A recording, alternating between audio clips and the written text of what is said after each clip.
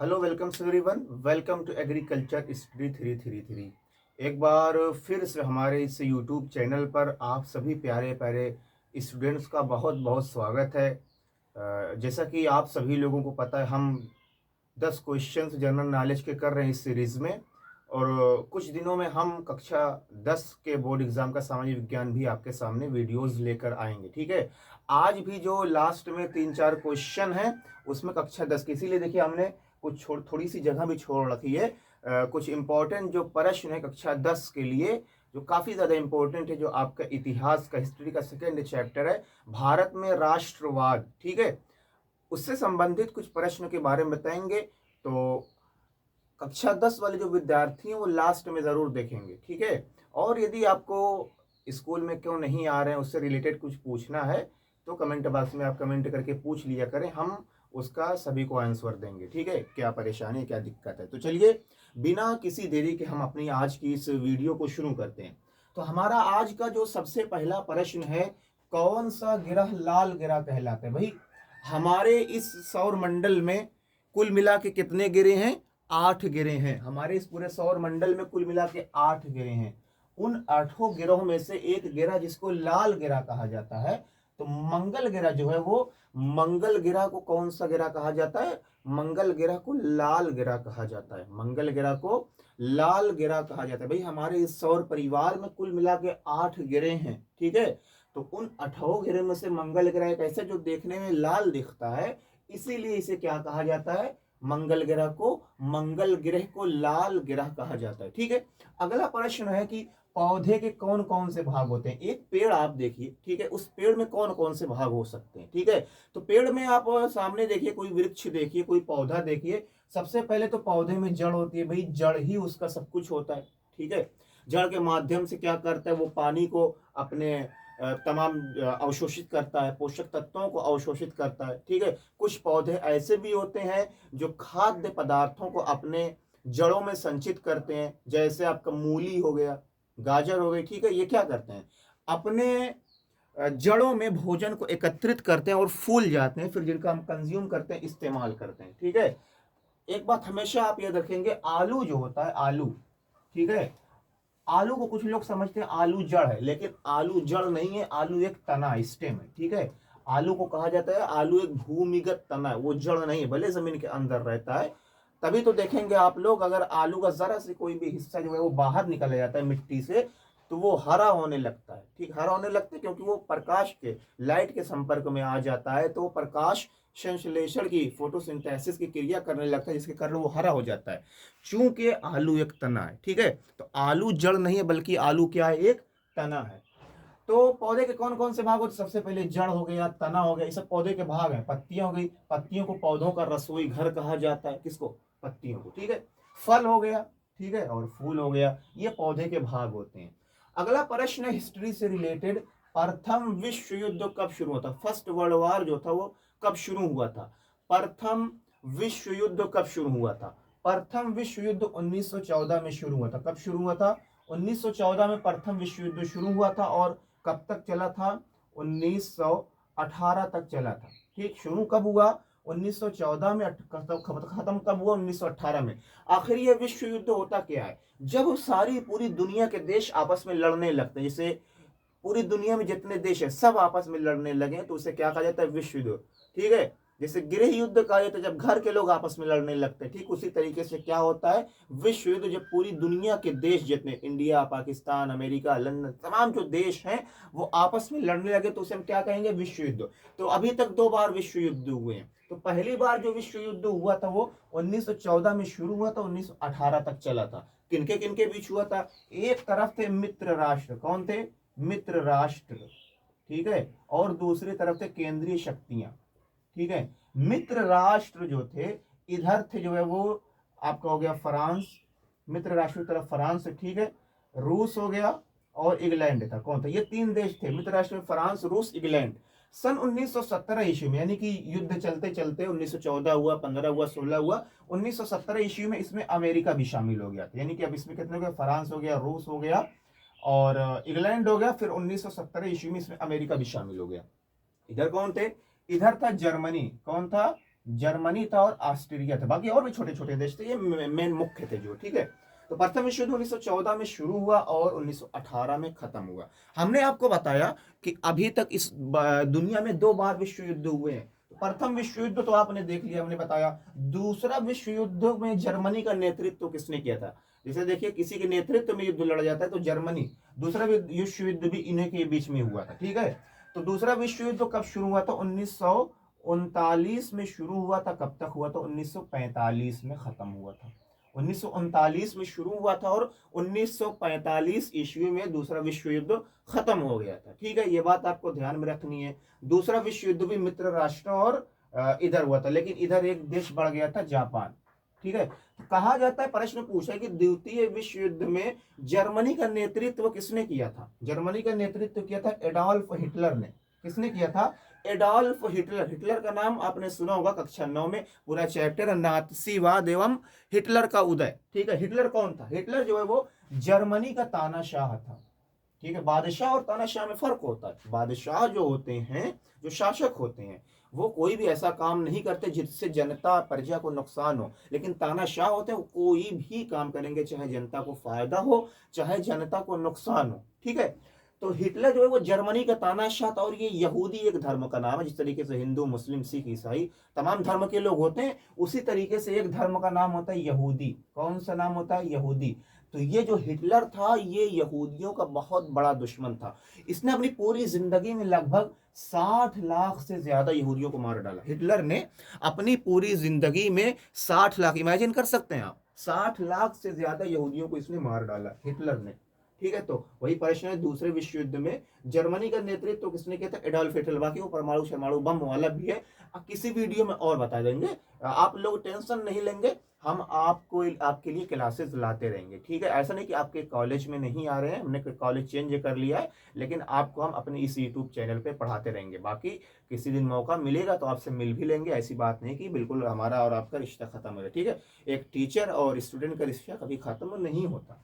चिपको आंदोलन कब चलाया गया था? चिपको आंदोलन सन 1973 में चलाया गया था, ठीक है। इसका मुख्य उद्देश्य क्या था?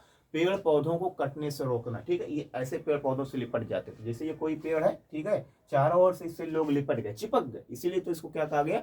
चिपको आंदोलन, चिपको मूवमेंट कहा गया, ठीक है। इसका उद्देश्य क्या था? पेड़ पौधों को कटने से बचाया गया था। सवाल उठता है कि चिपको आंदोलन आखिर चलाया कहाँ गया?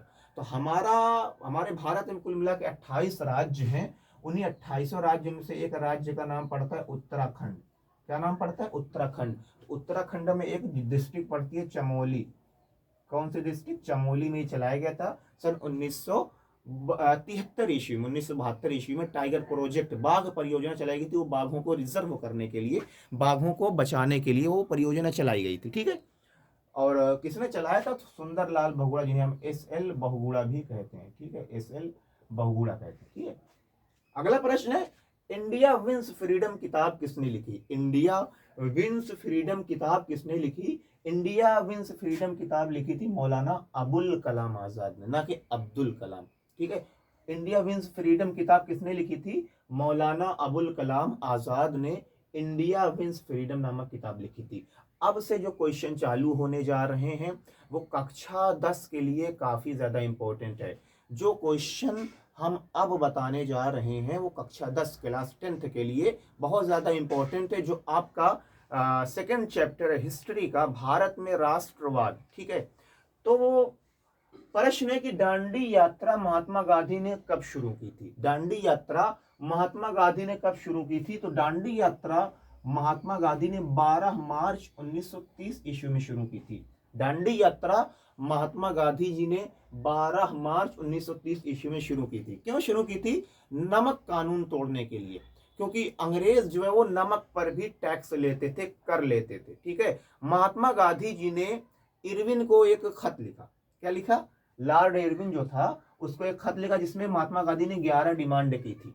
कितनी डिमांड की थी? 11 मांगे थी कि हमारी 11 मांगों को पूरी करो, नहीं तो हम सरकार के खिलाफ सख्त कदम उठाएंगे। ये महात्मा गांधी ने बहुत सख्त लहजे में इरविन को खत लिखा था। उसमें एक ये भी था कि आप नमक पर से टैक्स हटाइए।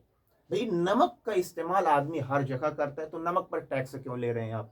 तो महात्मा गांधी ने नमक कानून हटाने के लिए कहा नमक पे जो टैक्स लेते, तो इरविन ने वो नहीं कहा, वो इरविन ने सुना नहीं। तो महात्मा गांधी जी अपने 78 साथियों को लेकर अपने आश्रम साबरमती से निकले। ठीक है, कब निकले? 12 मार्च 1930 ईस्वी में निकले थे। 12 मार्च 1930 ईस्वी में गांधी जी निकले। ठीक है, फिर क्या हुआ? जब महात्मा गांधी जी निकले तो रास्ते में जितने गांव मोहल्ले पड़ते थे, ठीक है, हर जगह जाते थे, लोगों को भाषण देते, समझाते थे कि अंग्रेज हमारे ऊपर अत्याचार कर रहे हैं, हमें अंग्रेजों के खिलाफ लड़ना चाहिए। ठीक है, इस तरीके से भाषण देते देते देते देते अंत में 22 अप्रैल 1930 को महात्मा गांधी 22 अप्रैल 1930 को महात्मा गांधी डांडी नामक तट पर पहुंचे और वहां पे नमक बना दिया। क्या बनाया? नमक बनाया और नमक कानून को तोड़ दिया। ठीक है, इसी को हम गांधी जी द्वारा चलाया गया नमक सत्याग्रह आंदोलन भी कहते हैं। ठीक है, तो महात्मा गांधी जी 12 मार्च 1930 ईस्वी में अपने 78 साथियों के साथ साबरमती आश्रम से निकले। ठीक है, और 22 अप्रैल 1930 ईस्वी में गांधी जी डांडी नामक स्थान पर पहुंचे और वहां पे नमक को बनाया और नमक कानून को क्या कर दिया? तोड़ दिया। यही था क्या? नमक सत्याग्रह आंदोलन। ठीक है, अगला महात्मा गांधी दक्षिण अफ्रीका से वापस कब आए?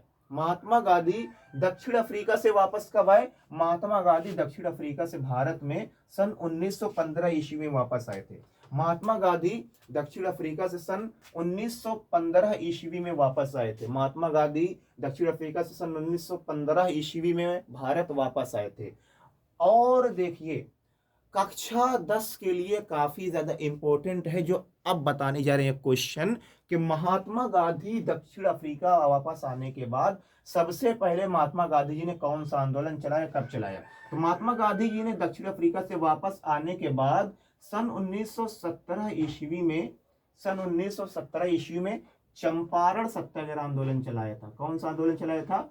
चंपारण सत्याग्रह आंदोलन चलाया था। कौन सा आंदोलन? चंपारण सत्याग्रह आंदोलन चलाया था, जो महात्मा गांधी जी का सबसे पहला आंदोलन भी है, चंपारण सत्याग्रह आंदोलन। प्रश्न पूछा जाता है कि महात्मा गांधी द्वारा चलाया गया सबसे पहला आंदोलन कौन सा है? तो महात्मा गांधी जी द्वारा चलाया गया सबसे पहला आंदोलन चंपारण सत्याग्रह आंदोलन है, जो कब चलाया गया था? 1917 ईस्वी। महात्मा गांधी दक्षिण अफ्रीका से वापस कब आए? 1915 ईस्वी में। ठीक है, और उन्होंने सबसे पहला आंदोलन कौन सा चलाया? 1917 ईस्वी में चंपारण सत्याग्रह आंदोलन चलाया। ठीक है, देखिए प्रश्न पूछा गया था 6 नंबर का, पिछली साल ही पूछा गया था कि सत्याग्रह क्या है? सत्याग्रह क्या है? महात्मा गांधी द्वारा चलाए गए किन्हीं 3 सत्याग्रह का वर्णन कीजिए। तो आखिर पहले सत्याग्रह क्या, इसकी डिफिनेशन कोई नहीं बताएगा आपको ये सब। ठीक है, सत्याग्रह क्या है? तो सत्याग्रह सत्य के लिए तथा सत्य के साथ खड़े होना। सत्य के लिए तथा सत्य के साथ खड़े होना ही क्या कहलाता है? सत्याग्रह। सत्याग्रह क्या है? सत्य के लिए तथा सत्य के साथ खड़े होना क्या कहलाता है?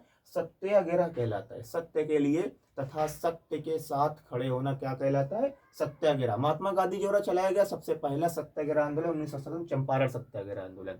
महात्मा गांधी ने चंपारण सत्याग्रह आंदोलन बिहार के चंपारण जिले में चलाया था। महात्मा गांधी जी ने चंपारण सत्याग्रह आंदोलन बिहार के चंपारण जिले में चलाया था। महात्मा गांधी जी ने ये आंदोलन क्यों चलाया था? महात्मा गांधी द्वारा इस आंदोलन का चलाने का मुख्य उद्देश्य, जो चंपारण जिले में नील की खेती किसान करते थे। किसकी खेती करते थे? नील की खेती करते थे जो किसान। तो अंग्रेज क्या करते थे? उस पर बहुत ज्यादा टैक्स लेते थे। तो महात्मा गांधी जी ने चंपारण सत्याग्रह आंदोलन इसलिए चलाया ताकि नील की खेती करने वाले किसानों को सहायता दे सकें, उनके लिए चलाया था। ठीक है, तो महात्मा गांधी जी द्वारा चलाया गया सबसे पहला आंदोलन कौन था? सत्याग्रह आंदोलन कौन सा है? चंपारण सत्याग्रह आंदोलन। महात्मा गांधी जी ने सन 1917 ईस्वी में बिहार के चंपारण जिले में अपना सबसे पहला आंदोलन चंपारण सत्याग्रह आंदोलन चलाया था। इस आंदोलन के चलाने का मुख्य उद्देश्य चंपारण जिले में नील की खेती कर रहे किसानों को टैक्स से माफी दिलाना था। ठीक है, बाकी एक सत्याग्रह आंदोलन हमने बताया, ये नमक सत्याग्रह आंदोलन। एक और आंदोलन अगले साल उन्होंने चलाया था 1918 ईस्वी में। 1918 ईस्वी में चलाया था खेड़ा सत्याग्रह आंदोलन। कौन सा? खेड़ा सत्याग्रह आंदोलन, जो कहां पर चलाया था? गुजरात में चलाया था। कहां पर चलाया था? गुजरात में चलाया था और ये फैक्ट्री में काम करने वाले मजदूरों के लिए चलाया था। ठीक है, तो आज की क्लास काफ़ी लंबी हो जाएगी, तो आज के लिए इतना ही रखेंगे। बाकी यदि आप लोग अपना रुझान इसी तरीके से क्लास को देते रहेंगे, बराबर क्लासेस देखते रहेंगे, तो हम भी आपके लिए कंटेंट लाते रहेंगे। ठीक है, आप जिस तरीके से क्लास देख रहे हैं इसी तरीके से क्लास को अपना सपोर्ट और कमेंट लाइक करते रहें, तो हम भी आपके लिए वीडियो ज़रूर बनाते रहेंगे। फिर मिलेंगे आपसे कल। जय हिंद, जय भारत।